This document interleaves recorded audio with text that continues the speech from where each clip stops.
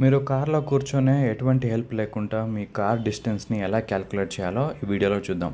Suppose మీ ఎదురుగా ఉన్న ఆబ్స్టకల్ని మీరు ఓవర్టర్న్ చేయాలంటే మీ కార్ హుడ్ని మీ ముందు ఉన్న ఆబ్స్టకల్ని మ్యాచ్ చేస్తే అప్పుడు మీ డిస్టెన్స్ వచ్చేసి 3 మీటర్స్ ఉంటుంది. అప్పుడు ఈజీగా కార్ టర్న్ చేయొచ్చు ఇలా.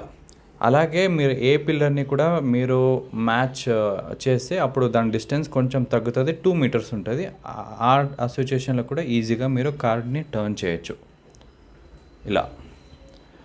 సపోజ్ మీరు కార్ పార్కింగ్ స్పేస్లో పార్క్ చేసేటప్పుడు మీ ఓఆర్విఎంని ఆ కింద బాటమ్కి మ్యాచ్ చేస్తే అప్పుడు మీ కార్ డిస్టెన్స్ వచ్చేసి 30 సెంటీమీటర్ ఉంటుంది. ఇది ఒక పర్ఫెక్ట్ సేఫ్